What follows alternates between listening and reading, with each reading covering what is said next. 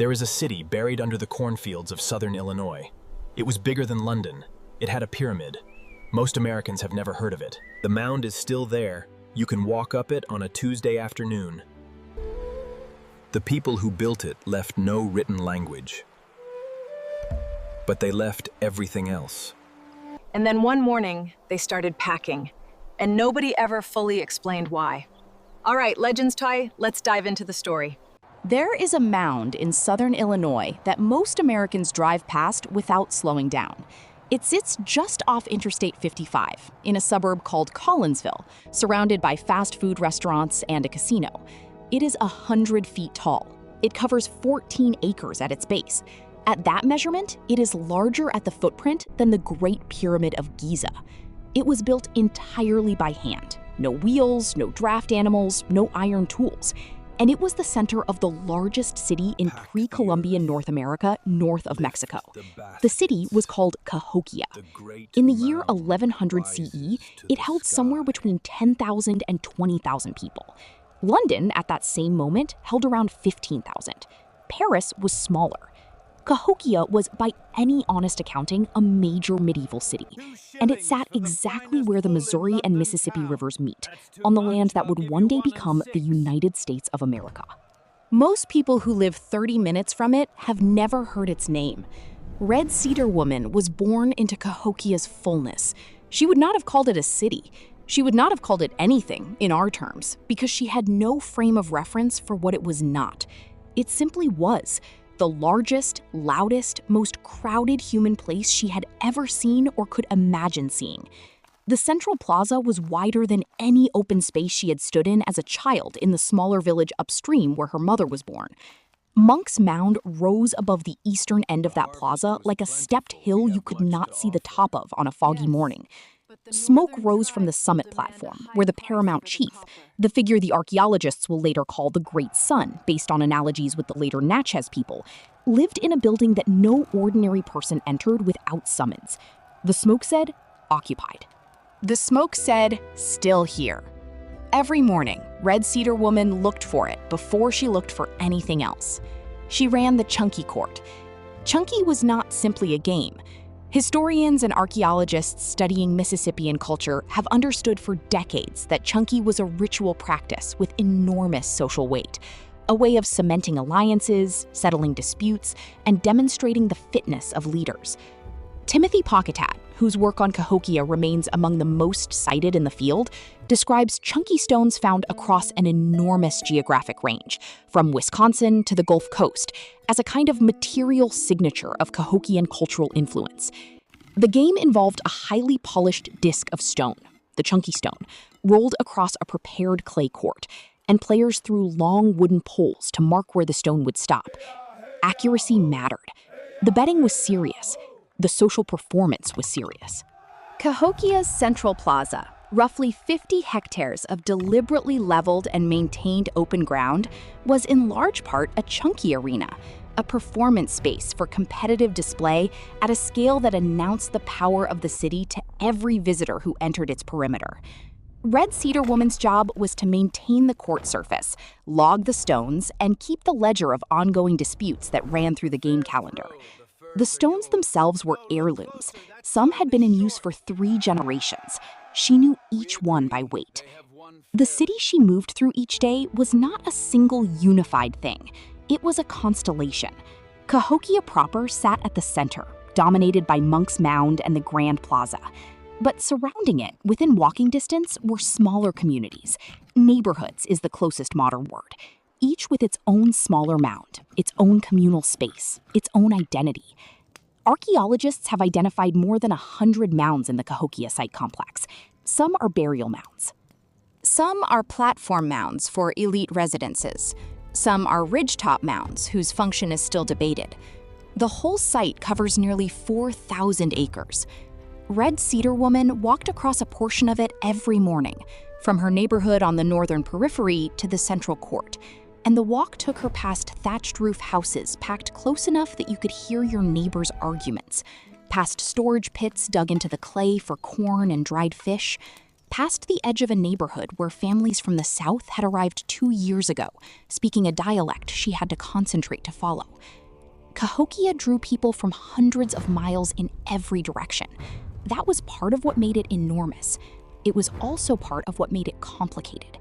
The trade network that fed Cahokia was one of the genuinely staggering facts of pre-Columbian North America. Copper came from the upper Great Lakes, from deposits in what is now Michigan's Upper Peninsula, carried south along river routes covering more than 1,000 miles. Marine shell came north from the Gulf of Mexico, from the coasts of what are now Florida and the Carolinas. Chert for tools came from quarries in Missouri and Illinois. Galena, a lead mineral used for pigment, came from deposits in the upper Mississippi Valley. Exotic bird feathers, ceremonial objects, prestige goods of every category moved through Cahokia's market systems. The Hopewell culture, which preceded Cahokia by roughly 1,000 years in the Ohio River Valley, had already demonstrated that indigenous North Americans were capable of continent-spanning exchange networks, and the Mississippian culture centered on Cahokia pushed that capacity further, integrating more diverse communities across a larger geographic range than anything that had come before in this part of the world. When archaeologists excavated a site at Cahokia called Mound 72, they found a mass burial of more than 250 individuals, many of them sacrificed, interred beneath a remarkable figure laid on a platform of more than 20,000 marine shell beads, arranged in the shape of a falcon. The beadwork alone represents a trade chain running from the Gulf of Mexico to the center of the North American continent. The shell arrived at Cahokia as a statement about what Cahokia was. Red Cedar Woman touched one of those trade chains every day without thinking about it. The copper ear spool on her left ear had come from the Lakes region. Her husband, dead now 3 years, from a fever that had moved through the northern neighborhoods like a slow fire, had brought it back from a trading run. She had sold its pair during the Hungry Year, when the corn harvest failed and the Mississippi rose higher than anyone remembered it rising. She kept the remaining spool because the asymmetry bothered people in a specific way she found useful. It marked her as someone who had paid a price and kept going. In a city where display mattered, where the reading of objects on a body was a continuous social text, that asymmetry said something she had chosen to say. The year she had kept track of time by, the Cahokian moment she would have recognized as the city's fullest expression of itself, was approximately 1100 CE. Modern archaeologists call this the Loman and Sterling phases of Cahokian development. This is when population density reached its maximum. This is when the monumental construction was at its peak.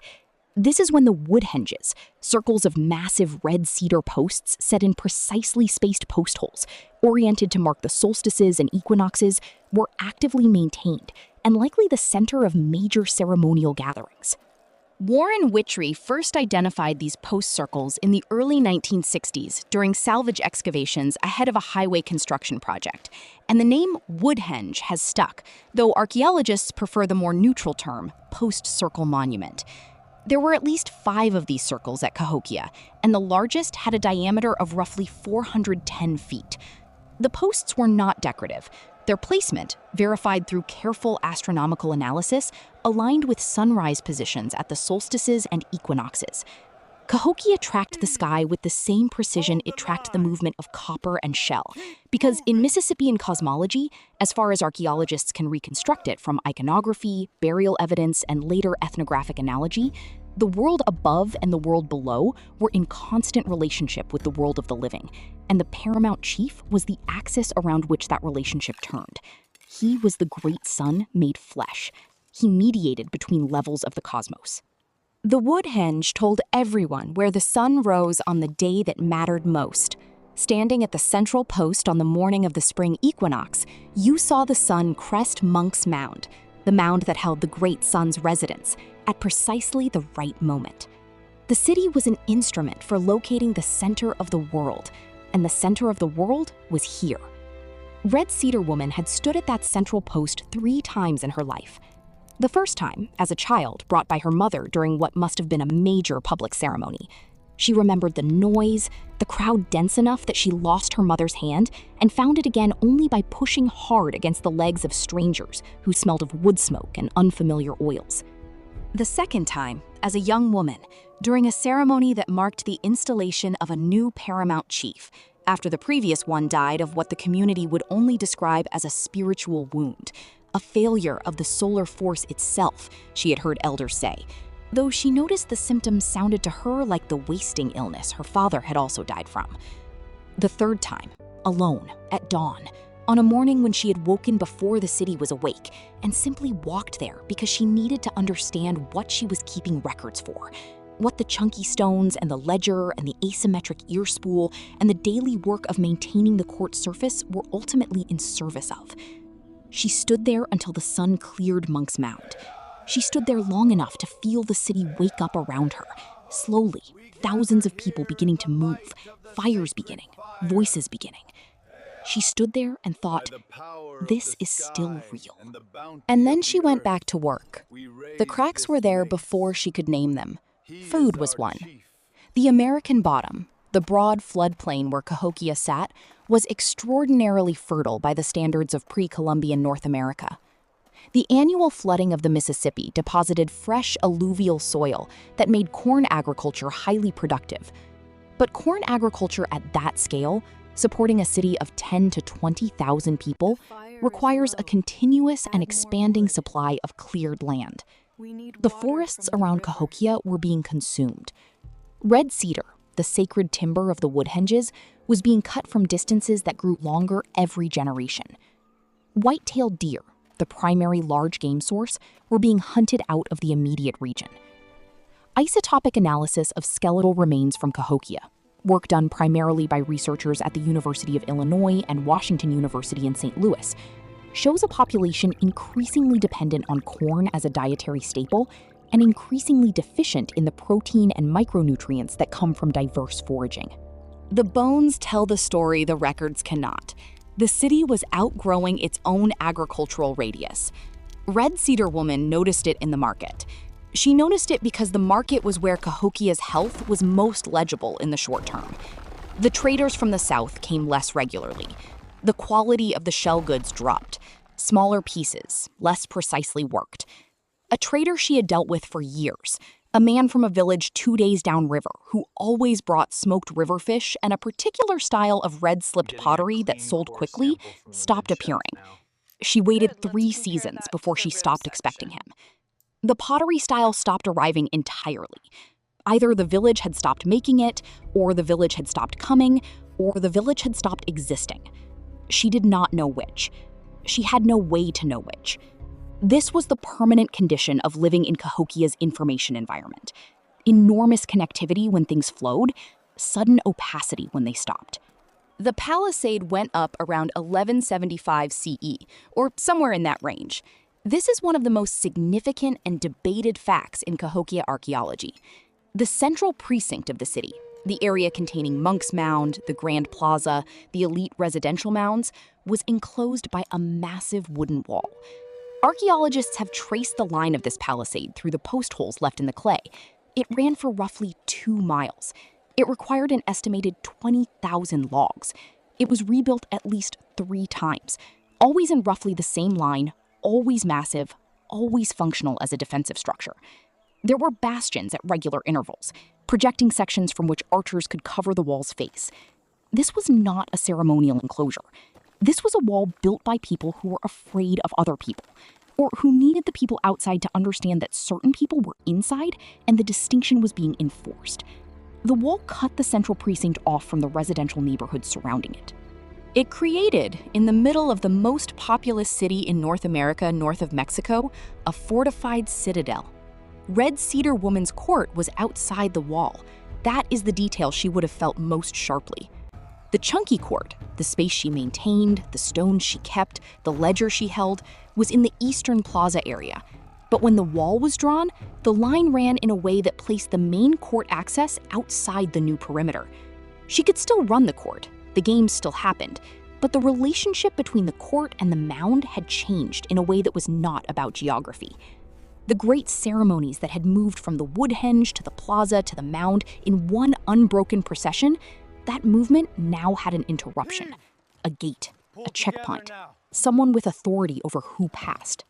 The continuity of sacred space, the unbroken line from the sky to the Sun Chief's platform that the Woodhenge's astronomical alignment had dramatized for a century, that line now ran through a wooden wall with guards. The archaeological evidence for violence at Cahokia is real but contested. There are sites in the broader Cahokia region, not Cahokia itself, where mass burials suggest violent episodes. Bodies without heads, bodies with embedded projectile points, burned structures. At the Norris Farm site in central Illinois, which dates to a slightly later period in Mississippian history, roughly 1/3 of individuals in the cemetery show evidence of violent death. Whether this violence was the cause of Cahokia's decline, a symptom of its instability, or largely unrelated is a genuine archaeological debate. What is not debated is that the palisade was real, that it was rebuilt multiple times, and that Cahokia's population began a measurable decline sometime after 1200 CE and continued declining for roughly a century and a half until the site was effectively abandoned by approximately 1350 CE. Red Cedar Woman did not live to see the full abandonment. No single person did. A city does not empty in a year, or a decade, or even a generation, not in the way Cahokia emptied. It was more like a tide going out than a door slamming. Families left. A neighborhood that had housed 200 people shrank to 40, then 20. Then the houses were not repaired when a roof rotted, and the rotted house became a source of salvage material for neighboring houses that were still occupied. And then those houses too were emptied, and their timber taken. The cornfields at the edge of the floodplain reverted to scrub. The trade connections that had brought copper from the lakes and shell from the Gulf contracted back toward their sources. The chunky stones, the polished discs that Red Cedar Woman had cataloged by weight and history, were some of them taken by departing families, and some of them left in storage pits, where archaeologists would find them 9 centuries later, carefully wrapped in bark cloth, as if whoever left them expected to return and retrieve them. She stayed longer than most of her neighborhood. She stayed because the court was still functioning, diminished with fewer players and less betting, but functioning, and because the stones were her responsibility, and she was not prepared to hand that responsibility to a system that was visibly dissolving. She stayed because she was stubborn, in the specific way of people who have made a life out of maintaining things others had built, and who understand that maintenance is itself a form of creation. She stayed because some part of her believed that Cahokia was not finishing, but pausing, that the great sun would reorganize, that the trade routes would reopen, that the population pressure would ease, and the forests would come back, and the deer would return, and the city would breathe out, and then breathe in again, and be full. The historians and archaeologists who have spent careers studying Cahokia's decline do not agree on a single cause, and this disagreement is itself informative. Timothy Pocketat and others have pointed to what might be called a political crisis. The Cahokian system depended on the charismatic authority of the paramount chief and the ideological coherence of the world center narrative. And if that narrative lost credibility, if the great sun failed to produce rain, failed to prevent disease, failed to keep the trade routes open, the entire system of subordination that held the city together would dissolve faster than the physical infrastructure. People had come to Cahokia because of what it meant. When it stopped meaning what it had meant, they left. This is different from drought forcing migration. This is voluntary dispersal driven by a loss of institutional faith. It is, when you look squarely at it, a remarkably modern kind of collapse. Climate is also part of the story. The medieval warm period, which had provided unusually favorable growing conditions across much of North America, began its transition toward the cooler, more variable conditions of the late medieval period around 1200 CE. Tree ring records and paleoclimate data from the Mississippi Valley show increased flood frequency in the 13th century.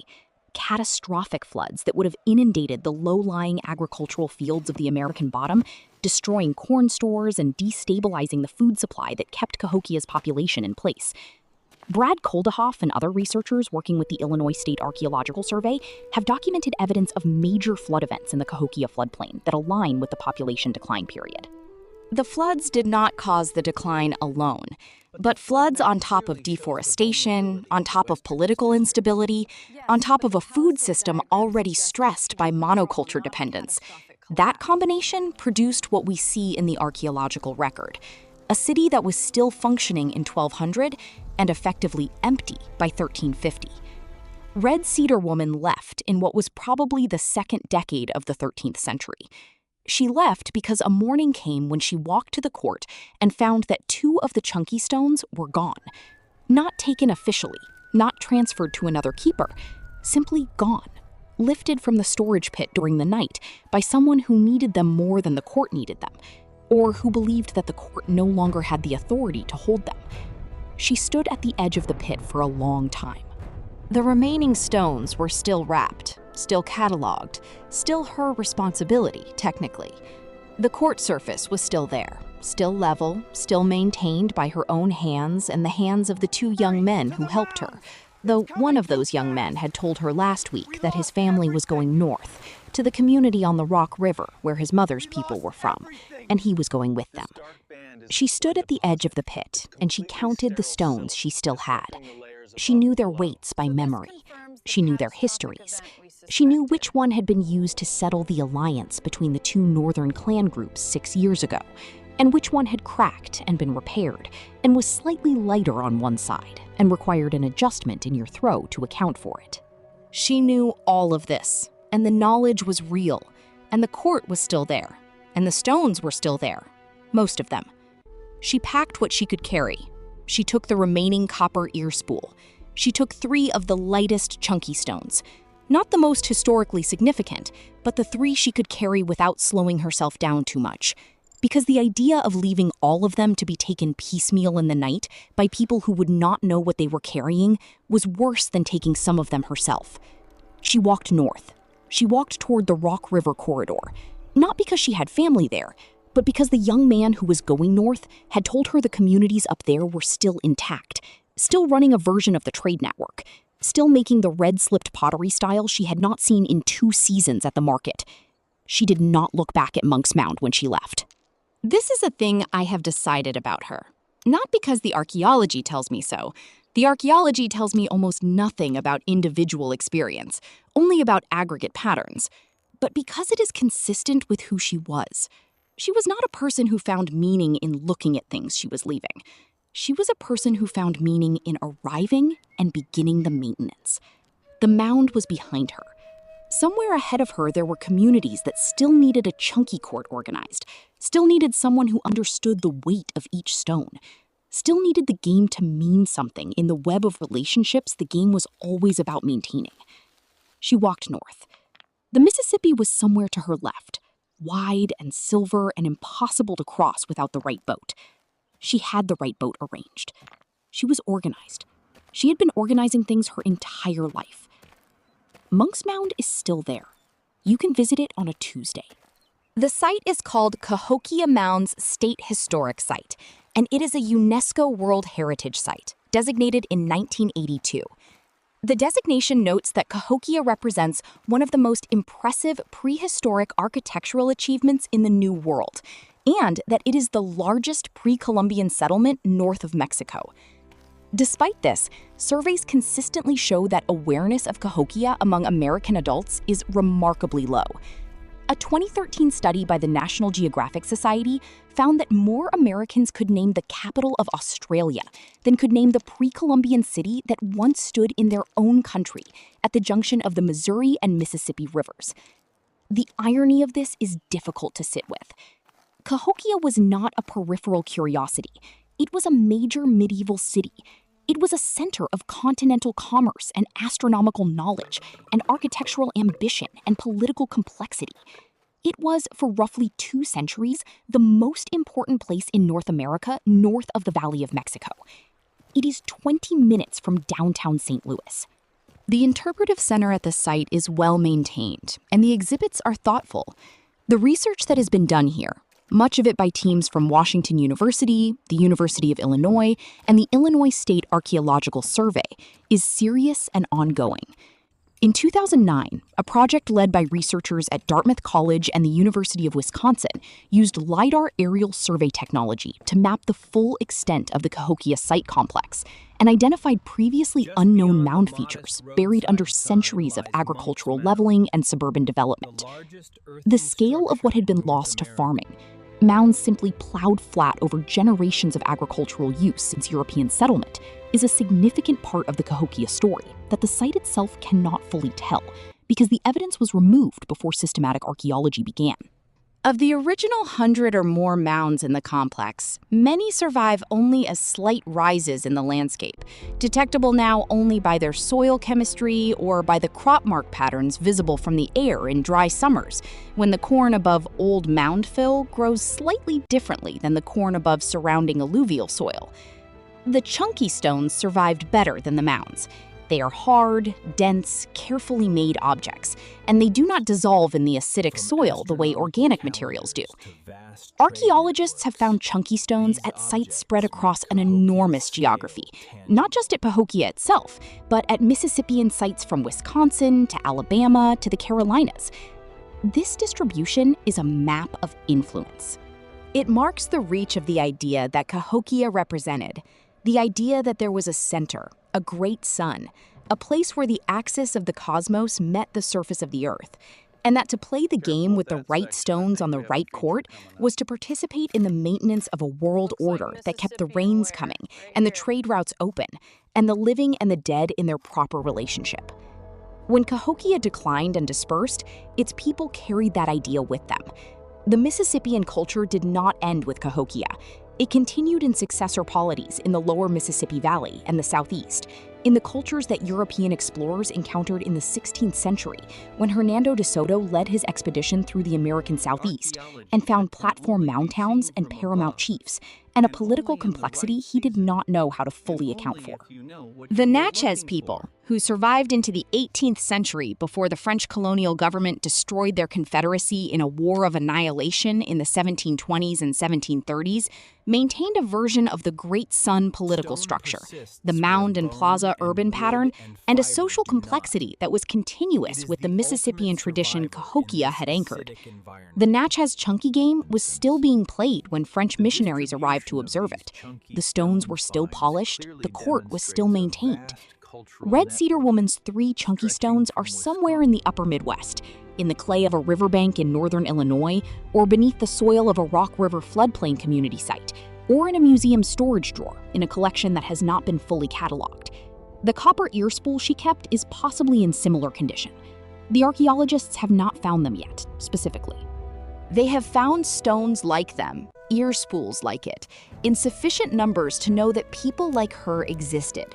People who maintained things, who carried things when they left, who organized the continuity of practices that looked like games but functioned as social infrastructure. The archaeology finds the pattern. The individual is the detail the pattern implies but cannot name. There is a version of this story in which Cahokia's abandonment is a tragedy. The city that was larger than London emptied.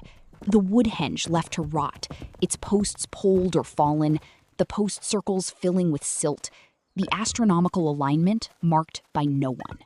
The palisade wall eventually burning. There is evidence of at least one major fire in the central precinct, though whether it was accidental or deliberate destruction is not established. And the timber collapsing inward onto the leveled clay of the plaza, and the grass coming back, and the deer coming back, and the forest coming back slowly across the fields, and the mounds becoming hills, becoming just the landscape, becoming what European settlers arriving in the 18th and 19th centuries assumed they always had been, natural features of the American bottom, nothing more. But there is another version. In that version, the people of Cahokia did not vanish.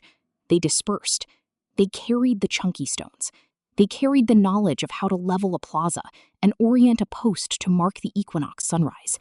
They carried the copper working techniques and the shell bead currencies and the political vocabulary of the paramount chief and the subordinate chief and the commoner and the sacrifice. They built other cities, smaller ones, in the river valleys of the southeast. They negotiated with the cultures they encountered and were negotiated with. They married into other communities and taught their children half of their vocabulary, and their grandchildren a quarter of it, and their great-grandchildren a phrase, a gesture, a way of holding a chunky pole before the throw that had traveled from the plaza of Monks Mound across 2 centuries and 300 miles and arrived here in this newer, smaller court, still recognizable to someone who knew what they were looking at. The American bottom is flat and wide, and the river still floods it in wet years. Monks Mound is still there. On a clear morning in late September, if you stand at the right place on the mound's summit, the reconstruction is an approximation. The original surface was shaped differently, more precisely. You can see the sun rise in the southeast over what was once the Grand Plaza. The grass is cut. There are interpretive signs. A parking lot sits where a residential neighborhood once stood. The casino on the other side of the highway is not visible from the summit, but you know it is there. You know the highway is there. You know that underneath the highway and the parking lot and the casino and the cornfields that stretch south and east in every direction, there is clay. There is compressed alluvial soil. There are post molds, the dark stains left in the clay by decayed wooden posts, that map precisely the locations where a people tracked the movement of the sun and built a world around the accuracy of that tracking. The clay remembers. It is the same truth the clay of Nippur held for the Kassites, the same logic. The medium is more durable than the message it was built to carry, and the medium does not require the message to still be operative in order to preserve its shape. The post molds of the Cahokia woodhenge will be legible in the clay long after the interpretive signs have been replaced 3 times, and the casino has been rebuilt, and the highway has been rerouted. Some future archaeologist, or perhaps the same archaeologists returning with better instruments, will read the post molds and reconstruct the circle, and calculate the alignment, and confirm again that the people who set those posts knew exactly what they were doing, and did it with a precision that is still verifiable 9 centuries later. Red Cedar Woman knew what she was doing too. She maintained a court. She kept a ledger. She carried 3 stones north when the court became untenable. She organized the continuity of a practice that was also a philosophy, that was also a political technology, that was also at its core a way of insisting that the world had a center and that human beings had a role in keeping the center located. The game required a maintained surface. The surface required a keeper. The keeper required the belief that the surface was worth maintaining. When the belief failed, the surface reverted to grass, and the stones dispersed, and the court became a field, and the field became a memory, and the memory became a myth in the oral traditions of communities 300 miles away who told stories about a great city that had once existed where 2 rivers met, a city larger than anything their grandmothers' grandmothers had seen, a city with a mountain at its center, and a sun chief at the mountain's top, and chunky courts wider than any clearing in any forest they had ever walked through. The myth lasted. It always does. The stone is somewhere in the clay. The alignment is still there if you know where to look. Monks Mound is still there. You can walk up it on a Tuesday afternoon and stand at the top and look out over the American bottom and the Missouri meeting the Mississippi and the St. Louis skyline 3 miles to the west. And if you are very still, and the light is right, and the highway noise drops for a moment, you can feel the age of the ground under your feet, the deliberate, purposeful, engineered age of it, and understand that you are standing on something that someone built, that thousands of people built, that a woman with 1 copper ear spool and 3 chunky stones and a ledger maintained, that was real and large and serious, and largely forgotten, and is still here, exactly where it always was, waiting for you to know its name.